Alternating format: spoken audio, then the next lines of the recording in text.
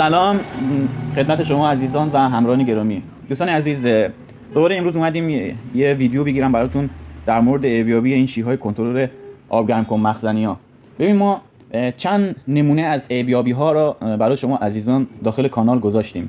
از ارزیابی شمک گرفته و مشکل قطع بودن تایمر یا همون تیک خاص این مدل شیرهای کنترل براتون من ویدیو گذاشتم و توضیح دادم تو ویدیو قبلی که اگه یه زمانی این تیک آبگرم کن یا این تایم شیر کنترلش قطع شده باشه چطوری ما دوباره اون تیک رو برگردونیم تا زمانی که دستور روشن شدن کوره یا همون مشعل رو میدیم عمل کنه. خیلی از دوستان اومدن، بعضی از دوستان گفتن که ما این تیک رو که مثلا به مشکل خوردی بودیم یا این تایمر رو ما انجام دادیم و تیک برگشته ولی بازم آبگرم کنه ما روی مشعل نمیره، روی مشعل قرار نمیگیره. یعنی ببین ما یه مشکل این بود که آبگرم کن صحیح سالمه، این شیر کنترل سالمه و شما زمانی که دست خودتون رو نگه می‌داشتین شمک روشن میشد و بعد از اون که این دکمه میومد بالا یا حالا مال آبگرم کن‌ها شیرهای کنترلشون این مدل اینجوریه، بعضیا ولومیه که میچرخونی. حالا فرقی نداره، کاراییشون همه مثل همه، دستوراتشون هم همه مثل همه. شمک مشعل، دو تا دستور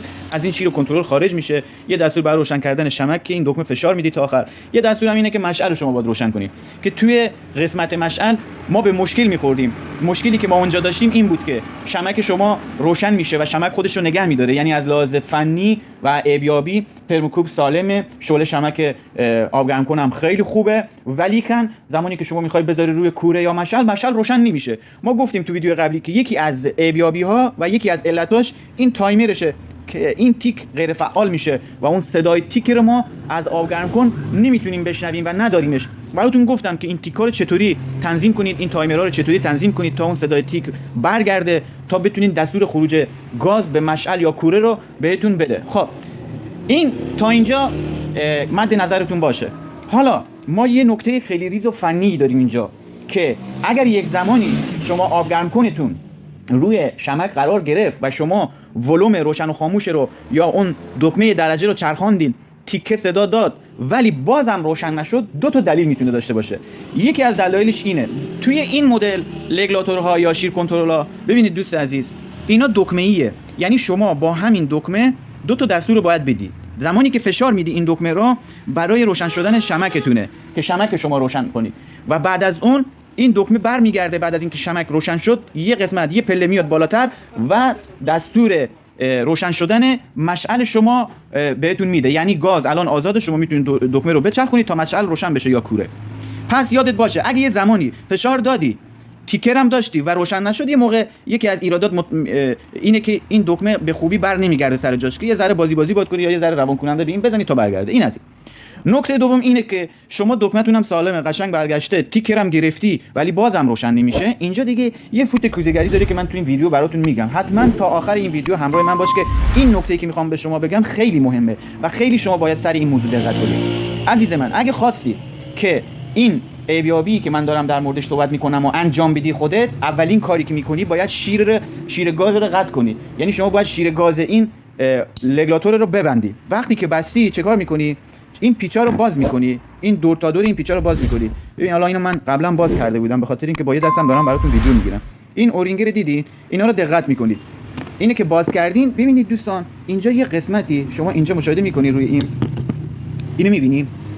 یه زمانی میشه که تیکرم این رگولاتور تایمرش سالمه، اون صدای تیکرم میده، دکمه‌ام سالمه ولی بازم نمیره رو مشعل. دلیلش یکی اینه عزیز من، نگاه کن اینجا ما یه چیزی داریم مثل یه حالت به قول یاری گفتنی شبیه نوک ترموکوب میمونه. ببین این یه وقتایی که بره داخل، وقتی این بره اینجوری مثل اینی که الان من تو تصویر دارم نشون میدم بره داخل، بازم شما به این مشکل میخوری که مشعلتون روشن نمیشه. شما باید این 4 تا پیچو باز کنی، زمانی که باز کردین از قسمت پشتش اینو با ناخنتون برش میگردونین تا بیاد سر جاش، تا این همه میبینید چقدر اومد بیرون. ببینید حالا چون من با یه دستم دارم ویدیو میگیرم، امیدوارم که متوجه بشین که من در مورد چی دارم صحبت میکنم. ببین دوست من، رگولاتورها با هم دیگه فرق داره. یه مدلش این بود که من بهتون گفتم که اینو باید فشار بدی بیاری بیرون. یه مدلاشون هم مثل این یکی که اینجا هست، ببین اینم رفته داخل. شما باید اینجا دقت کنید. ببینید یه موقع میشه که این فنره جابجا میشه از اون قسمت از قالبه و باعث میشه که این بره داخل. اینو درش میاری، قشنگ تمیزکاریش میکنی، دوباره این فنر رو میذاری سر جاش و زمانی که سر جاش گذاشتی فشار دادی باید این بیاد بیرون. دیدی؟ مثل حالت یه مگنتک میمونه. وقتی که این بیاد بیرون یعنی سر جای اصلیش قرار گرفته و الان شما به راحتی میتونید دکمه رو بچرخونی و اون دستور روشن شدن کوره رو صادر کنی و این مشکل حل میشه. ببین ما 3 تا دلیل داریم، 3 تا نکته داریم که خیلی مهمه و خیلی فنیه برای روشن شدن کوره آبگرم کن. یکی این بود که یه زمانی این ولومه خراب میشه و این دکمه یه زمانی خراب میشه میره پایین، یا این که شما وقتی برش میگردونین تو اون گردونیا قشنگ سر جای خودش قرار نمیگیره. یه دلیلش اینه که این مشکل از این دکمه، باید قشنگ دقت کنید تا این دکمه برگرده سر جاش.